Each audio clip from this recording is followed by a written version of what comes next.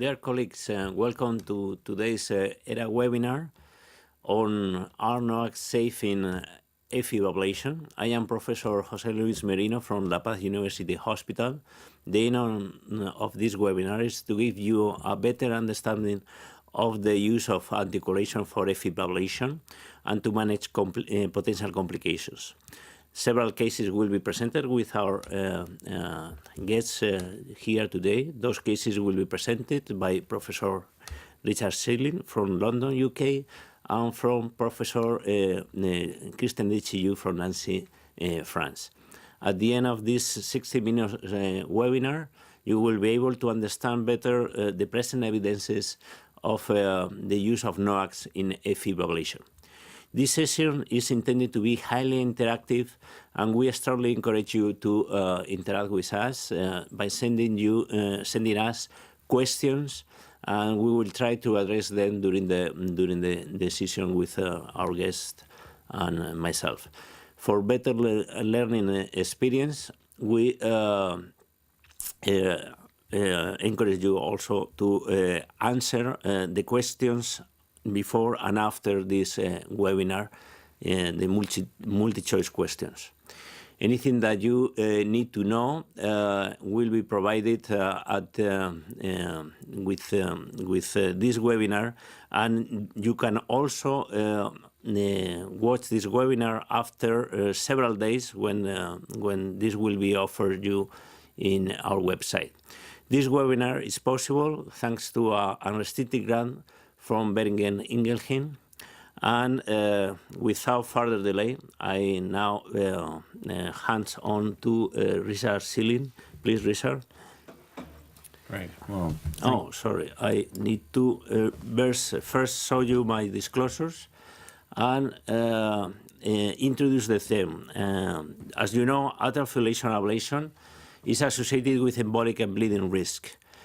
This has been well recognized in different trials. As you know, probably you are aware of this survey from Capato. And in this survey from different centers around the world, is clearly seen that although the bleeding and embolic risk were reduced after the initiation of AF ablation, still they were present at that time, and they are still present. Initially, they were trying to be solved with the use of a bridging approach with the warfarin and enoxaparin bridging, but later this was tested in several trials. This was one of the first. From the group of Natalia, and they proved that the use of uninterrupted vitamin K antagonist was not inferior. In fact, it was superior in terms of embolic risk to the bridging therapy. And this was not at the cost of more bleeding events. So this ended in the implementation of uninterrupted anticoagulation in the guidelines. So presently, is recommended that we shouldn't stop anticoagulation for the procedure, and anticoagulation should be kept for at least 8 weeks after the procedure. However, we know that presently many of our patients are on NOAC, not anymore on vitamin K antagonists, and therefore this makes some problems, because making the patients going back to warfarin, switching them back to warfarin, and after the procedure back to NOACs is not practical. So it's tempting to use NOACs, but is this safe or not? And what about potential complications during NOAC therapy for AF ablation? All these questions will be answered by our two guests today. And now, without further delay, now it's true. Richard, please. Thank you very much, Jose. What I wanted to do is to try and show you one of my mistakes as a case illustration of what may happen after complications from AF ablation. First, my disclosures. So the case I want to present is a 48-year-old man who had a 2-year history of paroxysmal atrial fibrillation. He had recurrent symptoms despite flecainide and bisoprolol and had 15 cardioversions, but was still classed as paroxysmal AF because, as the new guidelines suggest, he had the cardioversions very early after the onset of AF and so had never persisted.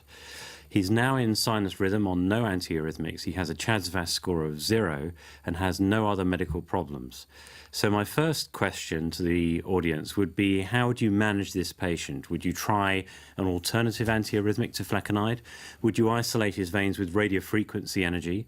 Would you use pulmonary vein isolation and substrate modification with radiofrequency, cryoablation, or AV node ablation and pacemaker? So perhaps you can answer that question for me now. So please use the voting system and we will be discussing the results. Meanwhile, we can discuss some of your potential. So you are suggesting here several alternatives and we can discuss whether it will be more appropriate to use RF or cryo or even other alternatives. We have recent trials addressing this, but I will be interested before discussing this what the results are, like the Fire and Ice trial. Well, I don't want to preempt my next slide, which will go into that in a bit more detail. But suffice to say, the patient who's quite young didn't want to try another antiarrhythmic, and I think that's probably a common phenomenon that you see in your patients as well. Is that fair to say? It's more and more the case. That's right. Yes. And in fact, many don't want to try an antiarrhythmic at all. Yeah. Yeah, and probably this is followed by 28% of our attendees today, but still there are 25% of them that thinks that is worthy to try an alternative drug. But I fully agree with your comment, Richard. And did the majority go for RF or cryo? They were for RF, most of them. Okay. So our practice has been changed by this study, which was the first randomized controlled study comparing radiofrequency with cryo, where there were 3 groups. One group where radiofrequency and cryo were combined, the second group where it was just cryoablation, and then the third was radiofrequency energy. And what you can see over the 12-month period of follow-up in each of these groups, where there was around 77 patients recruited in each group, that cryo performed significantly better than radiofrequency energy alone. And at that point, we changed our practice for paroxysmal first-time patients to have cryoablation. This was using the old cryo balloon with non-contact force ablation catheters. So we proceeded to cryoablation. The patient was on uninterrupted rivaroxaban. We gave heparin in order to maintain the ACT above 300, and we gave heparin before the transeptal puncture.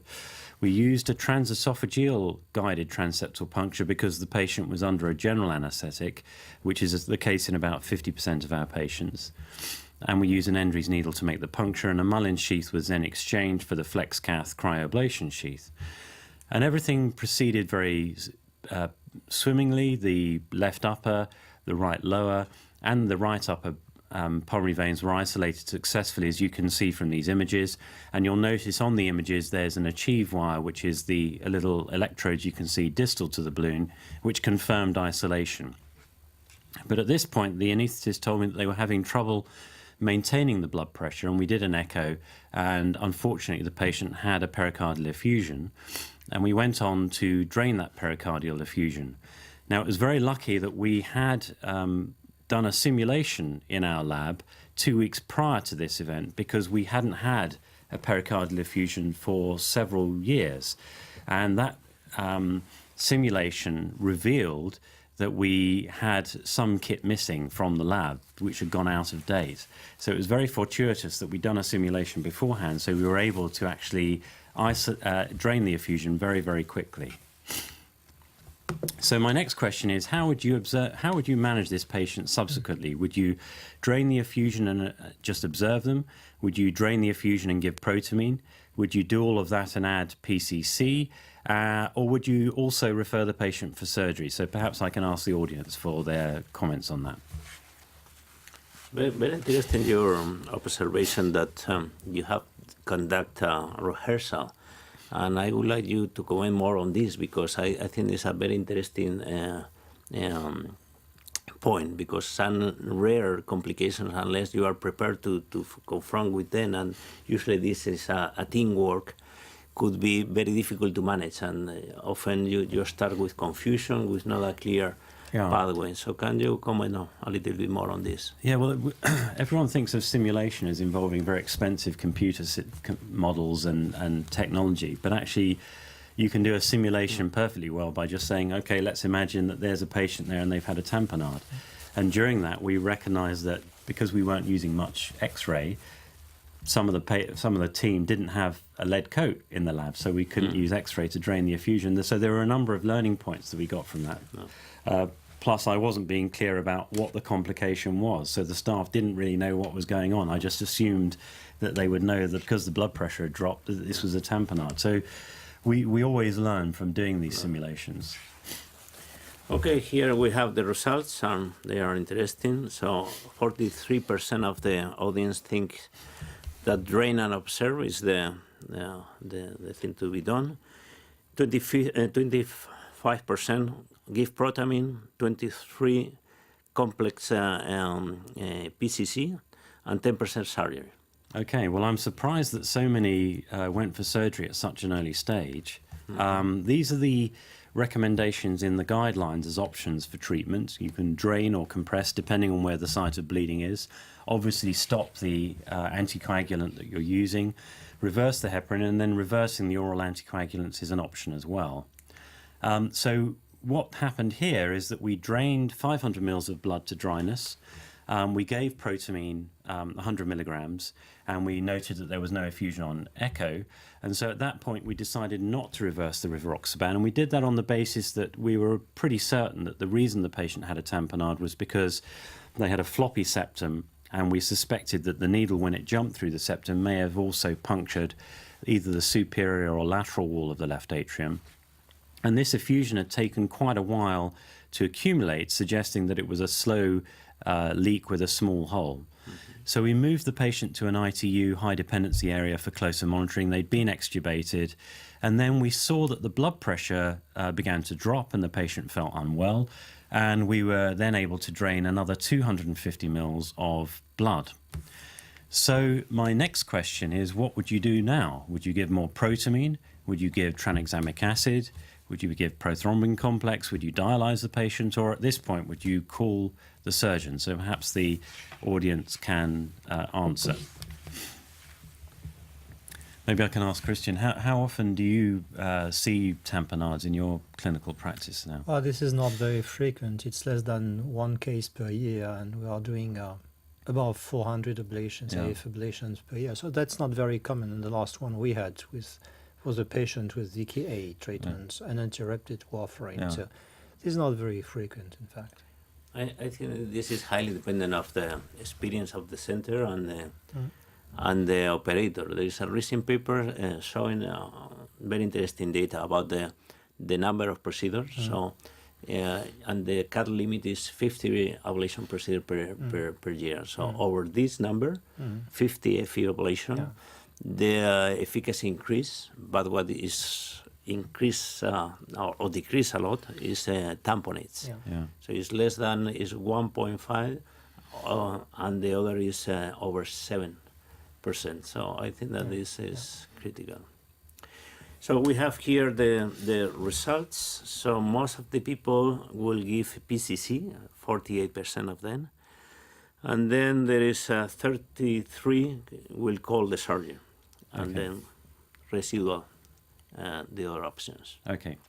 So we didn't call the surgeon, again, because we knew that this was a small, slow leak that had been accumulating over some time. And we, in my previous experience, I think it's been some 5 or 10 years since I called a surgeon, often they just can't find a bleeding point. By the time they've opened the chest, there's nothing to see.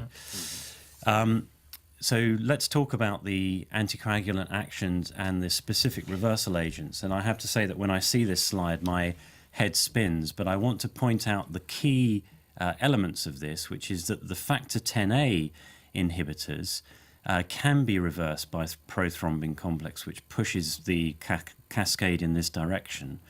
And there is a universal antidote that's suitable for all of these, but it's not widely available at this stage. Dabigatran, however, is not reversed with PCC, but there is a specific reversal agent now approved and available. So we held off for a little bit longer, and then I succumbed and gave the patient Octaplex.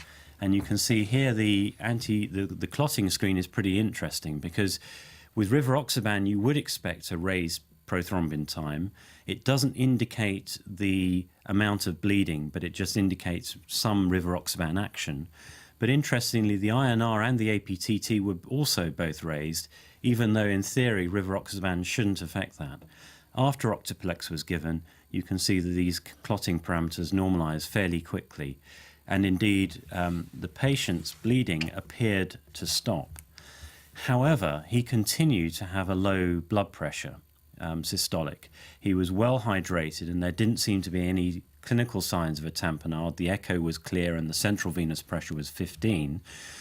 So I would like to ask the audience, what would you do next? And I would have to point out that at this point, I could not get a good echo image of the heart. It was very difficult to produce a good image to reassure myself that the pericardial space was clear of blood. So would the audience monitor only, call a surgeon, give fluids, or look for other bleeding sources? Interesting. Okay.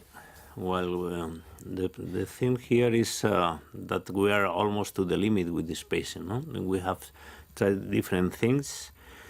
And we have now the results. 36% of the people, 1/3, will advocate to look for other bleeding sources. 25 give fluids, and 10% call a surgeon. Okay, well, I think that giving fluids and looking for another bleeding source seems like a very reasonable option. I'd be reluctant to call a surgeon and not be able to tell them what they were looking for. So we opted to go for a CT scan, and this was very interesting. Firstly, it was very reassuring that on the abdominal scan there was no evidence of any retroperitoneal bleeding, which can coexist with tamponade, so it's something that one has to exclude after femoral puncture. We also saw on the CT scan that there was a little bit of blood in the pericardium, but not enough to cause a tamponade. But interestingly, we also saw air in the pericardium. So clearly what had happened is that the ITU fellow that drained the effusion had allowed a little bit of air to go back in, and that explains why the echo images were so difficult to obtain. And you'll notice that the consultant always blames the registrar in this situation rather than themselves. So the next dilemma we had was that the patient ticked along very well. Their blood pressure gradually came up, and we assumed that this was a reaction to the protamine causing the low blood pressure because they were clearly well hydrated. And they did very well. But our next dilemma is, what do we do about the stroke prevention next? Do we give Clexane? Do we give IV heparin? Restart the NOAC? Restart the NOAC the next day? Or delay it further? And so I'd like to ask the audience what their view was on that. Interesting. Okay, we are close to get the results now, and more or less we'll go 1/3 of them to IV heparin, and 21% restart NOACs after 1 day. So the last choice. Okay, well, I think the IV heparin is not an unreasonable choice. I think Clexane or low molecular weight heparin would have been a bad choice, firstly because it's not reversible, and secondly it's going to significantly increase the chances of a further bleed. So what we did is that we went through what the possible options were. So my thinking was that for this patient, if you went for a late restart of anticoagulation, they had a CHAS-VAS score of 0, they had a cryoablation, which in theory could cause less endothelial disruption and reduce their chances of post-ablation stroke, and they're in sinus rhythm. However, the counter-argument is that for early restart of anticoagulation is that they were fairly early after ablation, and any complication is likely to happen in that early post-ablation period. And the basic principle is better a bleed than a stroke, because you know that you can treat a bleed without the patient suffering long-term consequences, whereas a stroke is much more difficult to resolve without giving some long-term harm. So in the end, we elected to start the rivaroxaban the following morning. So I then want to just talk to you about interrupting NOACs versus warfarin. And this is a slide, a composite slide, that I've made up from a meta-analysis. I'm sorry, the reference has fallen off the bottom of the slide there. But what you can see here is that these are the total number of patients and the number of events. And we've got TIAs and strokes, embolic events here, and bleeds here. And what you can see is that when you interrupt NOACs, the TIA and stroke rate slightly favors warfarin. There's slightly more in the interrupted NOACs compared to continuing the NOAC, where NOACs are favored. However, if you interrupt the NOACs, the bleeding complications are really not much different from warfarin, but compared to when you continue the NOACs. So the take-home message here is that if you interact the NOACs, you don't get any advantage with lower bleeding rates, but you do get a higher stroke rate. The patient that I described, I saw him 2 weeks ago in clinic. He's done very well and is very happy with the outcome. Even though we weren't able to isolate the left lower, he's had no further atrial fibrillation. The final few slides I just want to share with you is a study that was published and presented at the ACC this last month. And this is a large randomized controlled trial comparing dabigatran 150 BD, so high-dose dabigatran to warfarin, in patients undergoing catheter ablation with no interruption. Christian's going to talk a little bit about this study in a short while, but I just want to present one of the results slides, which shows that very intriguingly, dabigatran was associated with a significantly lower major bleeding event compared to uninterrupted warfarin, which is a fascinating result. So for me, the key issues with periprocedural NOACs and AF ablation is, firstly, it's better a bleed than a stroke because a bleed is usually treatable without long-term harm. Bridging with heparin is associated with a greater risk of bleeding, and I think most centers will now accept that that's not the right way to manage patients. If you interrupt NOACs, you eliminate all the benefit, and uninterrupted warfarin is superior in my view. If you use uninterrupted warfarin, however, you may as well use NOAC because it appears to be no more dangerous and there may be some advantages to it.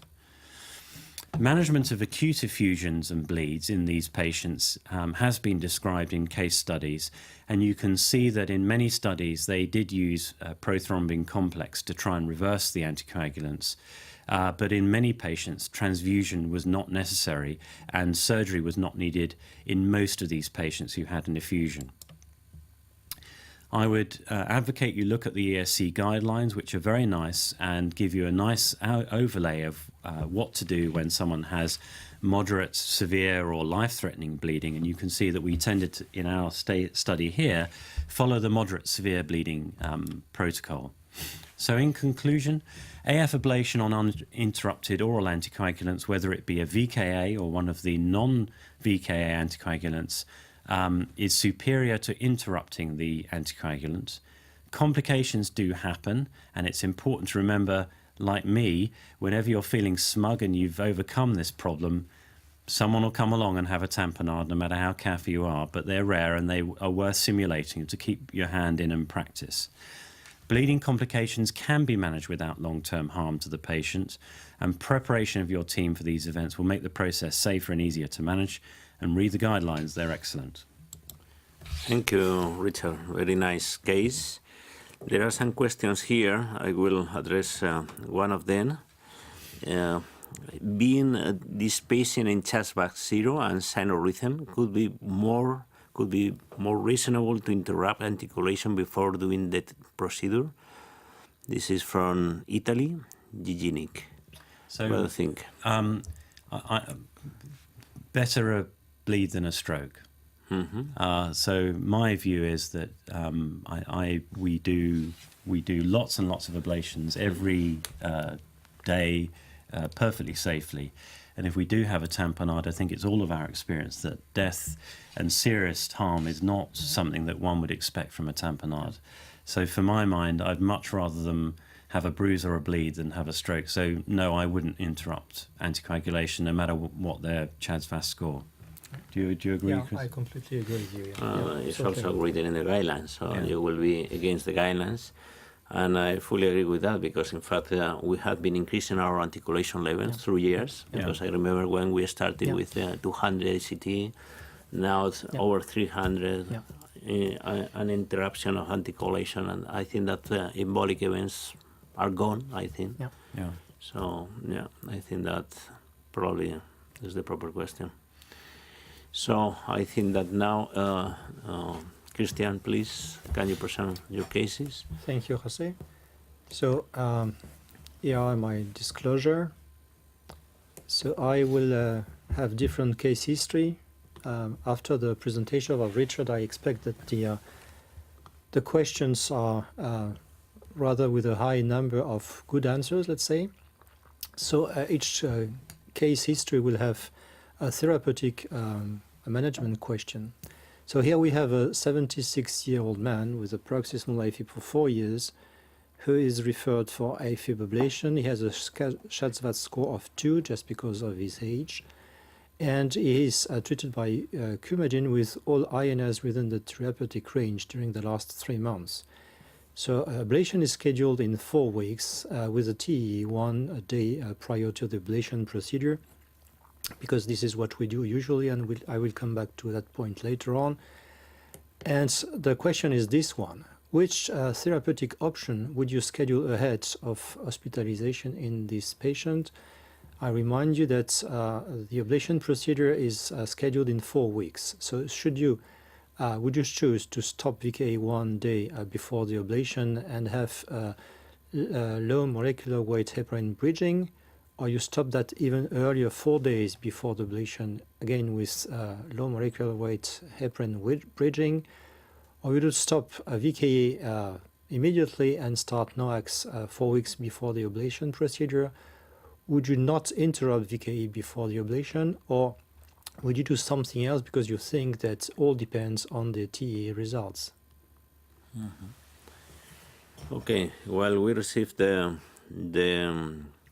results. There are some questions. One is probably something that maybe we should have been starting with. That is, please, this is from Ash Danon. He asked what means uninterrupted anticoagulation? Means that you should skip one dose or you shouldn't skip any? No, uninterrupted means uninterrupted, so you go on with the treatment of the patients, and on top of that you do the ablation procedure. So it takes the pills every day as it does usually without any change. This is uninterrupted. Okay, it's interesting because, for example, in the trials, the last trials, the recircuit, for example, followed exactly that way, but in the previous, not prospective trials, it was advocated to skip one dose, the early morning dose or so on, but the trend it also depends in patients who are taking just one pill per day, whether the ablation is performed in the morning or in the afternoon where you take the pill. So but then the idea is not interrupt any dose. So we have now the results, and here is half of the people think that no interruption of VKA before ablation, but still there are 20% of people thinking that bridging could be an option 4 days before ablation, or even changing to NOAC. So this is interesting, but I think that there are some key messages from the literature, and especially in the guidelines. So in the guidelines, it's clearly stated that in patients receiving VK agents, VK should not be stopped, and you should perform the ablation with INR levels between 2 and 3. And when we look at data from the literature, so Jose showed this results before. So this is data from a study published by DiBiase. And this is an observational study, and he had 3 groups, and you see we have a huge number of patients, and in this group number 3, the patients were treated on warfarin with an open irrigated tip catheter, and as you can see here, they had no stroke in this group. And when you compare to the 2 other groups, the difference was significant, and these 2 groups, they were off warfarin, so they had a low molecular weight heparin bridging.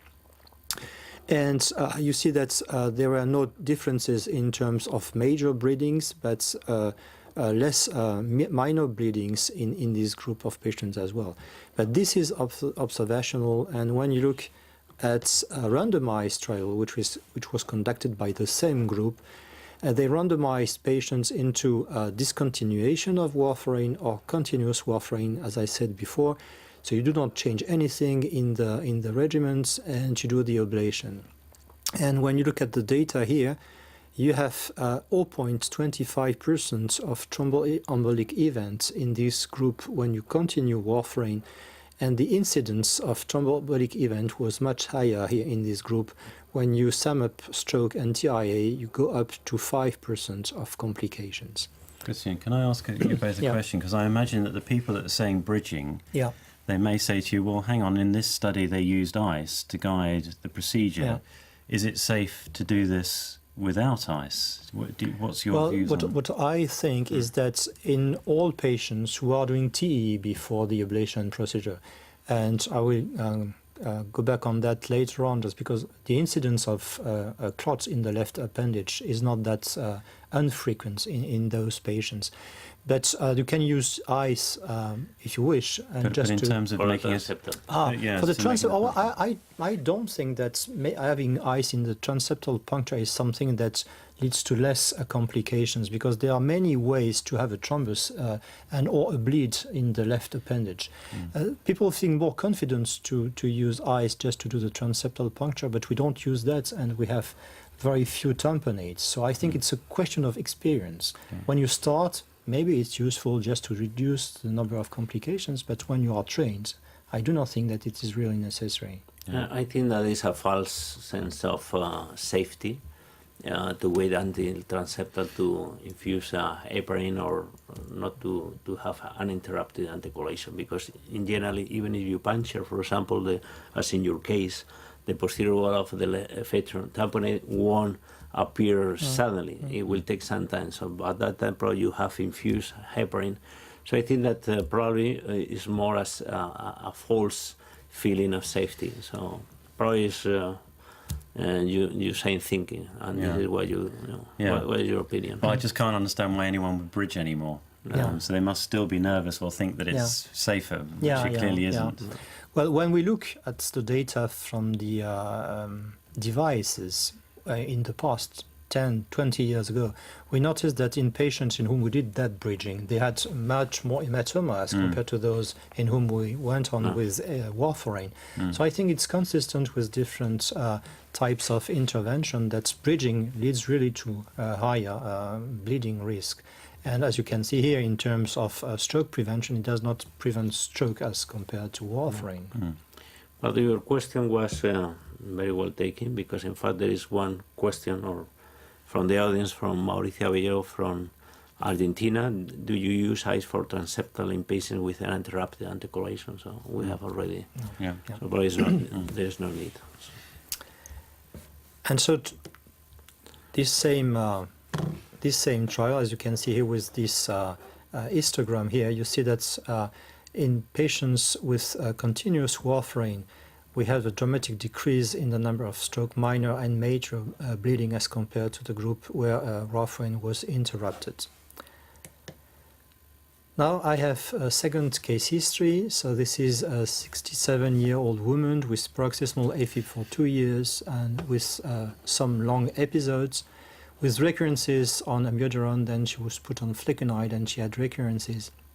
And she is referred for AF ablation. So we scheduled the procedure in 2 months, and the treatment is amiodarone, coumadin, and bisoprolol. And she had a last INR of 2.3, and she had regular controls about every 10 days. And she has no other medical problems. So she is taking Coumadin for a long time already. And the question is, usually that's something that we observed. We have regular INRs, and when the patient come in the hospital, we have the history of the last some weeks. And here, this is when we saw the patient in the outpatient clinic, and the following INRs, as you can see, are very variable, less than 2 here, 2.9, 3.5, and 1.7. This is the day prior to the ablation procedure. So based upon this variability on the INRs and the last INR, what would you decide about the ablation procedure, which is scheduled the next day?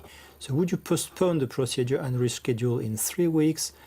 Do you use TE to exclude a left atrial thrombus before the procedure and go on with the procedure if you have no thrombus? Would you use a low molecular weight heparin or IV heparin added to Coumadin and perform the AF ablation on the next day? Would you change Coumadin to NOAC on admission and perform AF ablation on the next day, or would you do something else? Okay, we have now the results, and most of the people, 70% of them, go for T to exclude LA thrombus. 20% option for NOAC on admission and perform a AF ablation on the next day. So this is an interesting result, and I think it's really that should be done. I would go back on the guidelines, and when you look at the guidelines, again, it indicates that anticoagulation is very important, and at the time of AF ablation, the criteria should be the same that apply for cardioversion for AFib. And if they are not anticoagulated, a TE should be performed. Well, we know, and Richard and Jose showed that when you look at the data in patients with AF ablation, one of the complications is stroke, and the incidence of complication in these 2 very large registries, which were published some time ago, is around 1%. So it's very important, as Richard said before, to avoid this stroke. And again, all those patients with a SHADVA score more than 2 should be anticoagulated, and this anticoagulation should last for at least 3 weeks, and to have INRs which are stable and effective in the therapeutic range between 2 and 3 for VKA.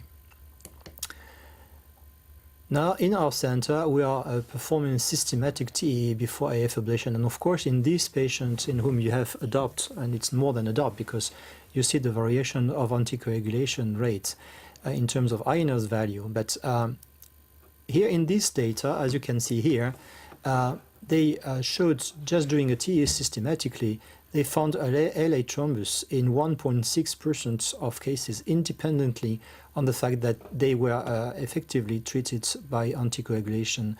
As you can see, the risk of thrombus increases with the SHAD score. At that time, it was not the SHAD score, which was the reference. But as you can see here, when the SHAD score increases, the risk, the likelihood of a finding of thrombus increases. So I think that it's important in this case that I showed that you do a TE before the ablation procedure. And usually what we do when we have such unstable INRs is that we, of course, during the procedure, we use IV heparin.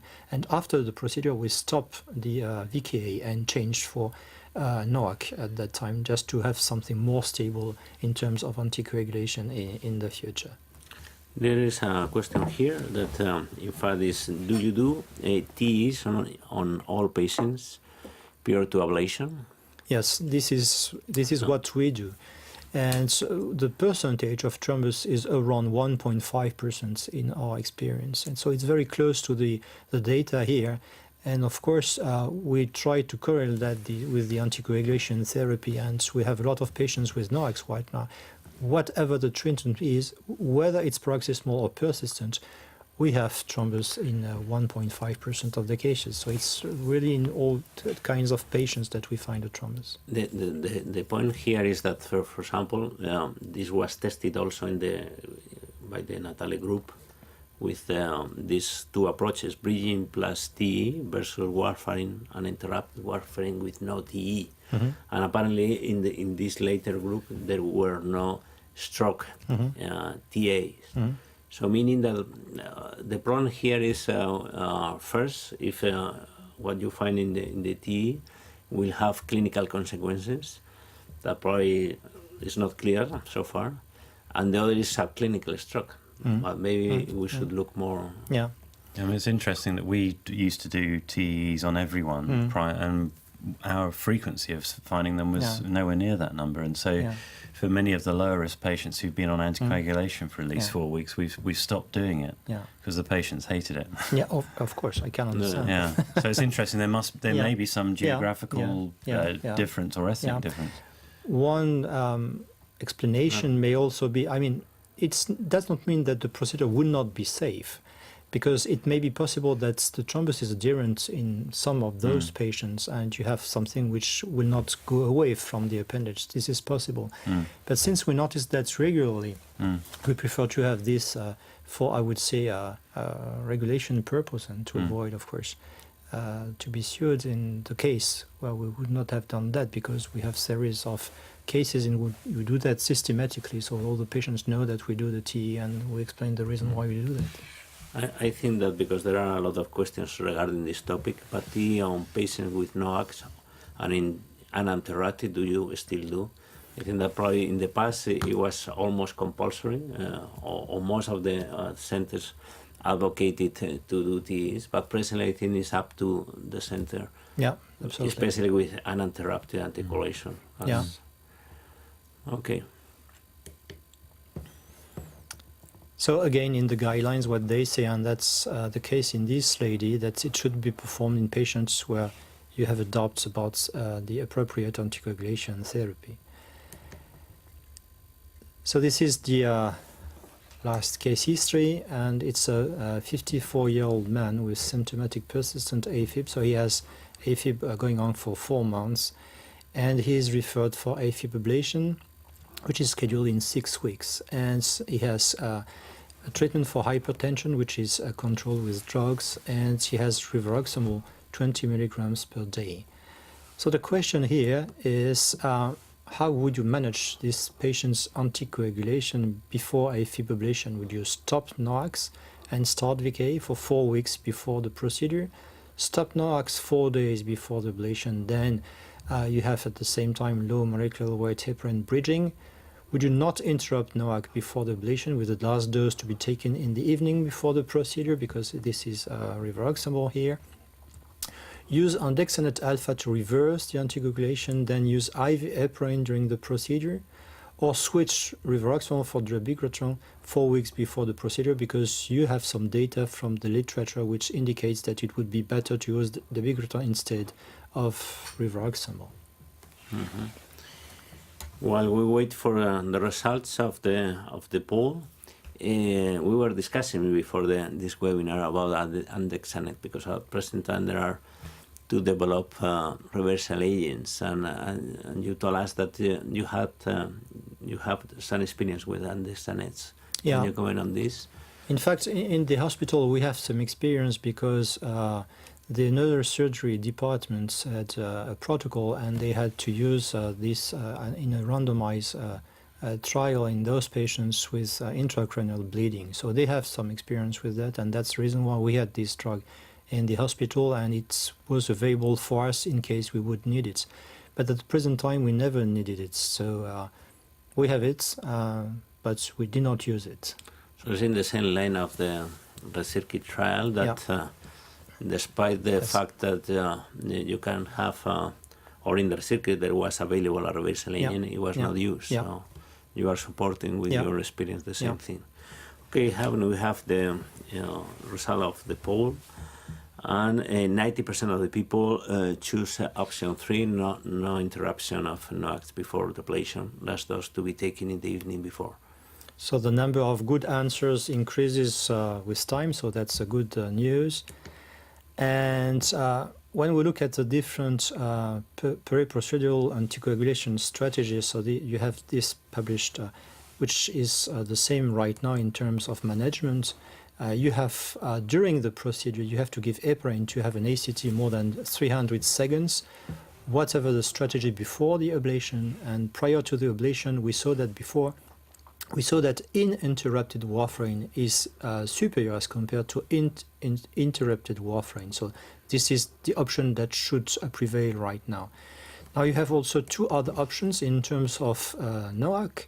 And the first one is to interrupt NOAC and to do low molecular weight heparin bridging some days before. And here it's in this paper it was proposed to do that 5 days before.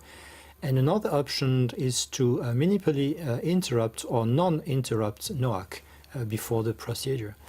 And when we look at the data from the literature, and this slide was shown by Richard before, we have observational studies published in the literature comparing VKA versus NOACs when you have interruption of the NOAC in all these observational studies here, and there is a trend to have more stroke or TIA when you interrupt NOAC as compared to VKA, but it was not significant. And when you look at the data showing uninterrupted NOAC, as compared to VKA, it's the opposite. It seems that you have some benefits in terms of preventing stroke or TIA, but again, it was not significant. So at least it seems that uninterrupted NOACs in these observational studies is not inferior as compared to VKA. And here you have just one randomized trial, which is the Venture trial. All the other ones are observational. And this is to emphasize the Venture trial, where they compare uninterrupted rivaroxaban, 20 milligrams once daily, versus uninterrupted warfarin. And in this analysis, you have only 110 patients in the two groups. And embolic complications, you have 0 here and 2 in the warfarin group.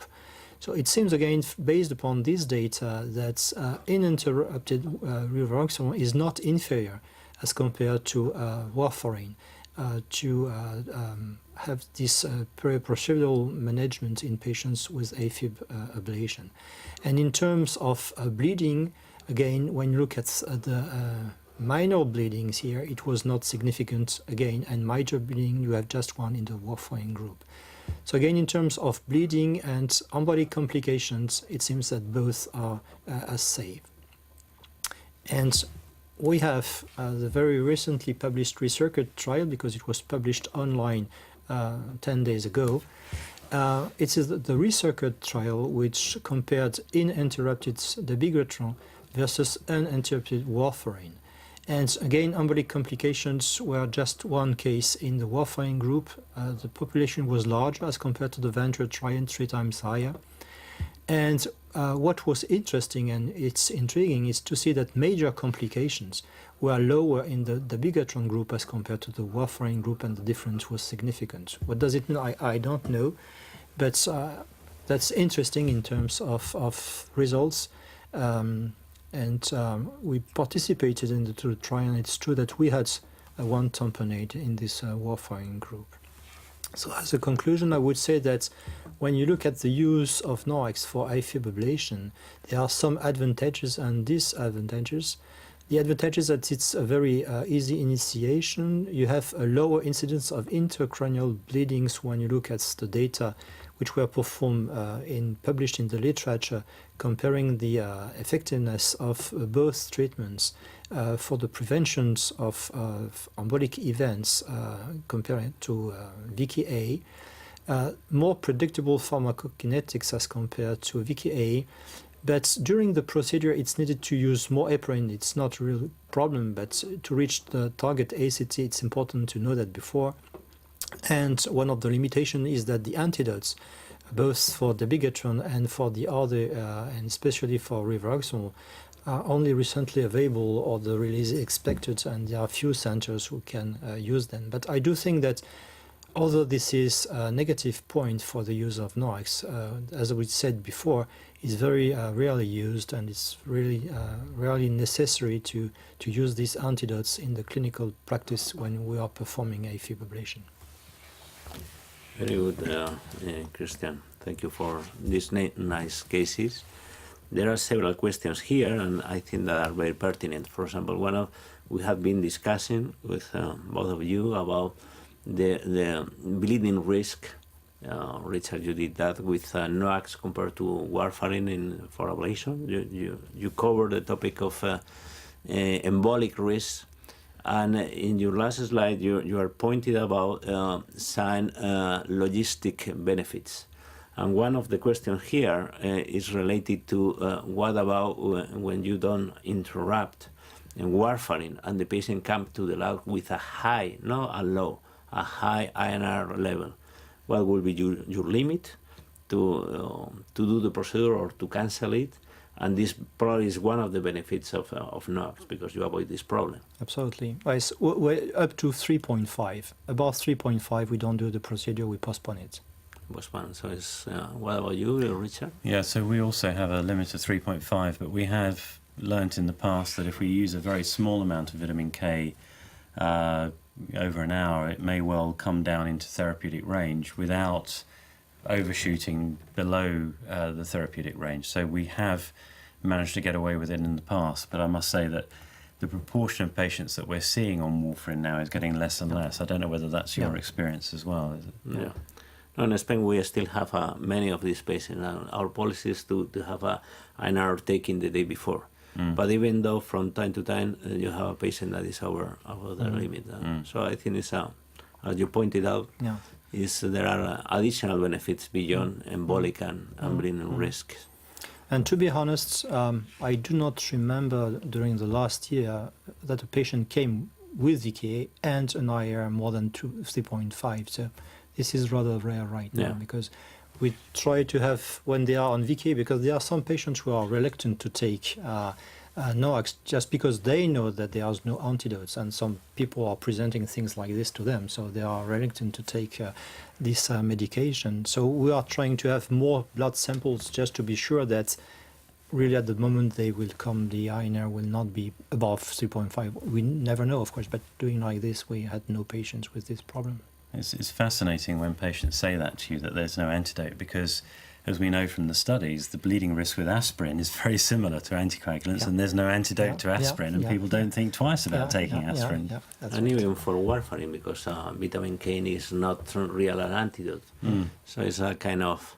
But in going to this point that is, let's say, a point of concern to many physicians and colleagues and so on, can you say something about the true need of using antidotes? For example, in the circuit trial, there were several tamponades. If I recall well, there were 4 tamponades in the dabigatran arm.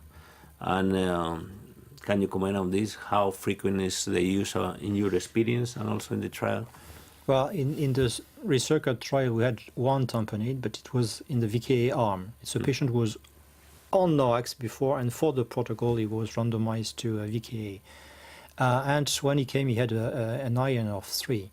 And what we did is the same that what Richard did is in his complications, that we did the drainage and we reversed IV heparin, and things were okay. So we did not use, of course, an antidote here because it was a VKA, and we had no case of tamponade or bleeding, severe bleeding on NOACs, no. So far, no.